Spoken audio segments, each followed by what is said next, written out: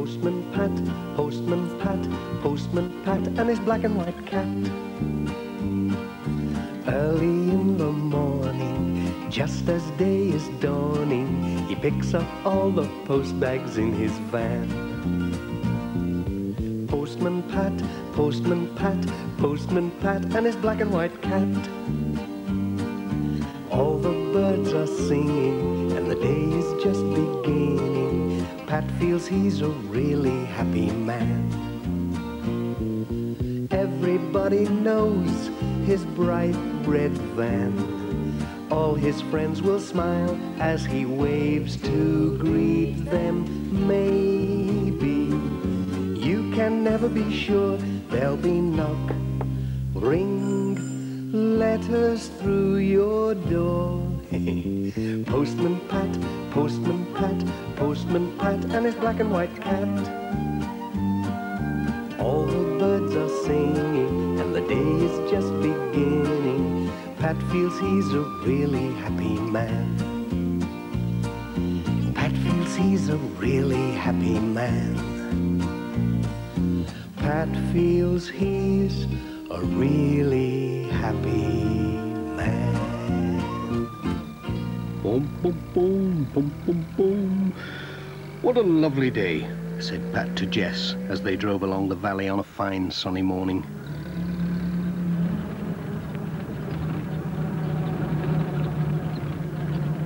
They came into the village and stopped at the post office as they did every day to collect the letters.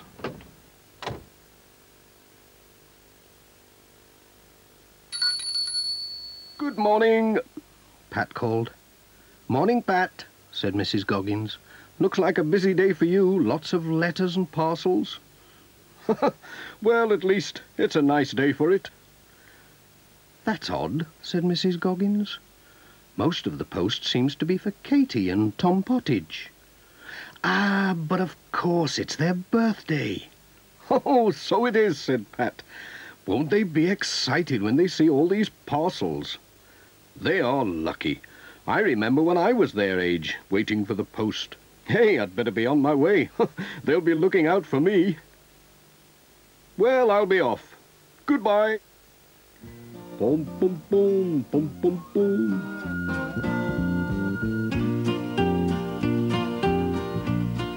Pat was on his way.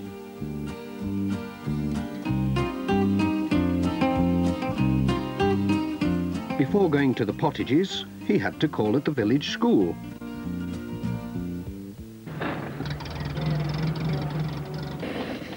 Some of the children had arrived early and were playing in the schoolyard. Bill Thompson came running up to take care of the letters till the headmaster came.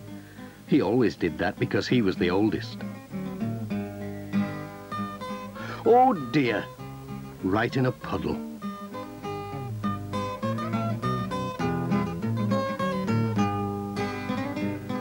Sarah and Lucy Selby asked Pat if he was good at hopscotch because they'd just had new lines painted in the yard. Well, it's a long time since I played, said Pat, but I'll have a go.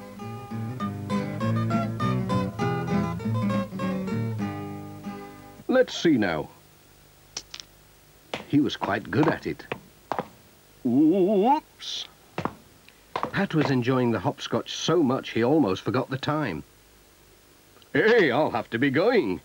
We can't have the post being late, can we? Especially today. Bye-bye, Pat. Goodbye.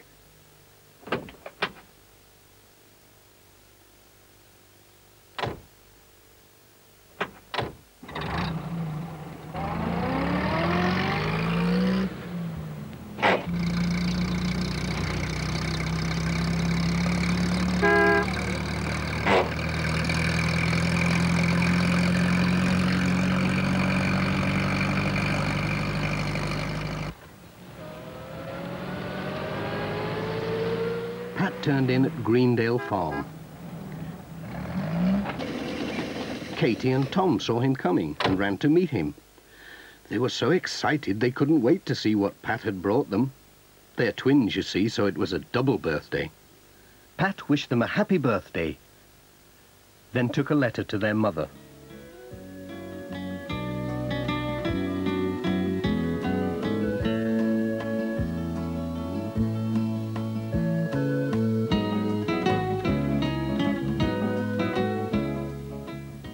Tom's present was just what he wanted.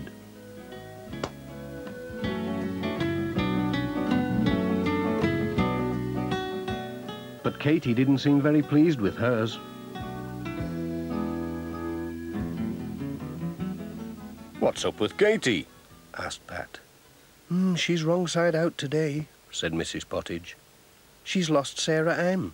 Sarah Ann? Is that the little doll she takes to school? She takes it everywhere. She's lost without it. I don't know what we'll do if it doesn't turn up. Oh, it's sure to turn up somewhere. Trouble is, it could be anywhere. We went to see Aunt Alice yesterday and called at lots of places. She could have left it anywhere. "Don't worry, I'll look for Sarah Ann," said Pat. "I might come across her. I'm good at finding things, you know." "We'll get her smiling again, you'll see. Cheerio." Come on, Jess. We've work to do.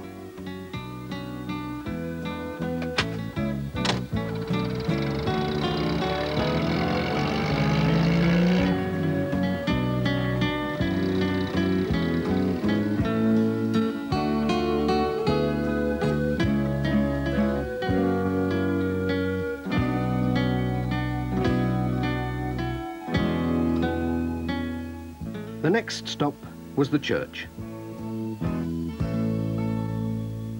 The Reverend Timms heard Pat's van coming. There was a card from Cousin Joan on holiday in Mallorca. Pat told him about Katy's lost doll. "Oh, she could have lost it in the church," said Reverend Timms. "She always brings it. Ah, well, seek and thou shalt find. Let's have a look. Mind your head."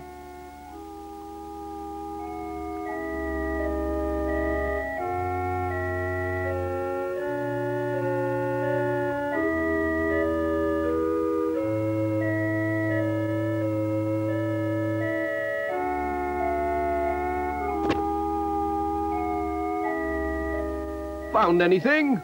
called Pat. "Oh, yes, a bump on the head." At last the Reverend Timms did find something, but it wasn't Sarah Ann. It was a lady's glove. It had the letters D.T. sewn inside. "D.T.," said Pat. "Dorothy Thompson, that's whose it is, I'm sure. I'll take it along for her. She will be pleased," "Well, I hope Katy's doll turns up somewhere," said the Reverend Timms. "We'll just keep on looking till it does," said Pat. "Thanks for helping. Cheerio."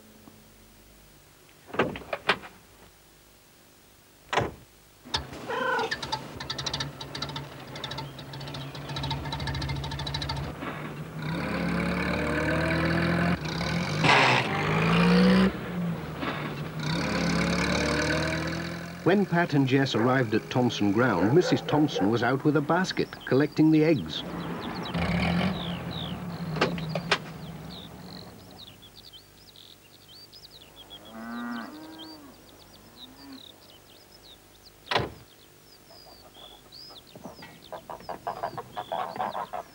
She was surprised when Pat gave her a glove with her letters. "Well, I never," she said. "Where did you find this? I've been looking everywhere for it." Then Pat told her about Katy's doll. "I was looking in the church for it. The Reverend Timms found your glove instead." "Now, let me see. Katy and her mother came to tea yesterday. She could have left her doll under a cushion. We'd better have a look."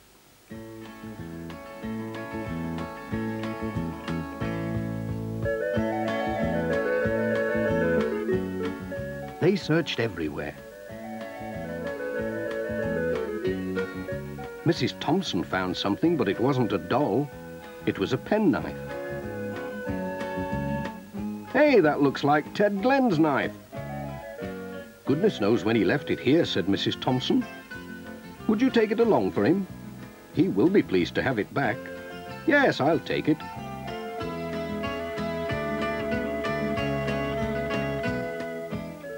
"I do hope you find Katy's doll.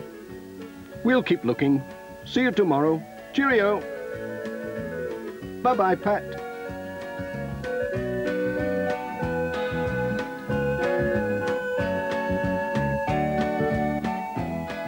"What a day," said Pat to Jess. "We found a glove and a penknife but no Sarah Ann. I wonder if there's any chance of finding her at Ted Glen's.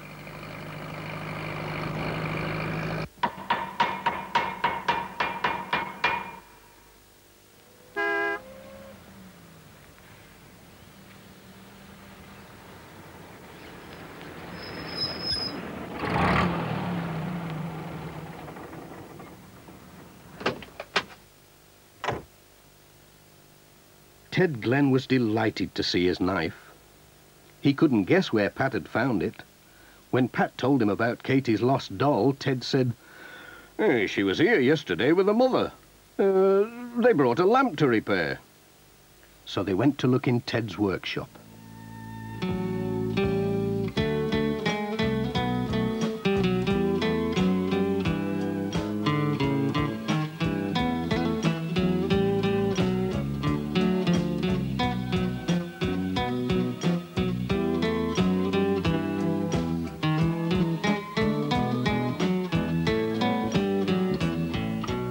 They didn't find the doll, but Ted found a watch that he'd forgotten he had. Enjoying yourself, Pat? "That's Miss Hubbard's," he said. "She brought it to be mended ages ago. She must have forgotten all about it. Would you take it for a Pat?" "Certainly. I'm going that way."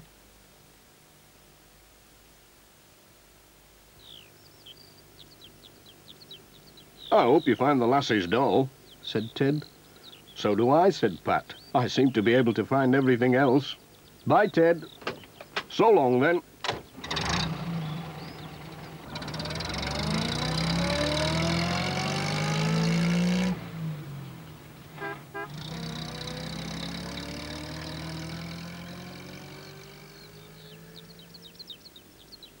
Miss Hubbard was shopping at Sam's mobile shop, whilst Sam was enjoying a cup of tea. Miss Hubbard was surprised to see Pat, and even more surprised to see her watch. Pat told them all about Katie's lost doll, but they hadn't seen it. "Poor Katie," said Pat, "and on her birthday too." "I know. I'll take her a box of chocolates. That'll cheer her up." "Aha! Sarah Ann. So that's where you've been hiding all this time." "It's Katie's doll," said Pat. "I found her when I wasn't looking for her, sitting behind the chocolates." Sam was amazed. That child gets everywhere. "I'll take the chocolates anyway," said Pat. "They'll make a nice birthday present." "Cheerio!"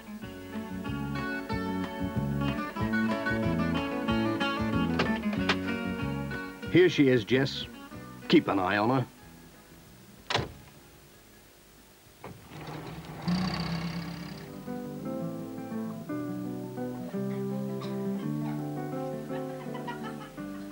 When Pat arrived at the twins' party with Sarah Ann and the chocolates, Katie gave a big smile, the first that day.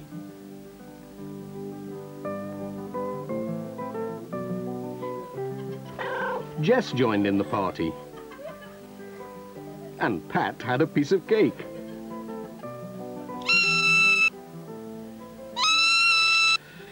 "Delicious," said Pat, "but it's time we were off." "Bye-bye, Pat. Bye." "Goodbye, everyone. Have a good time."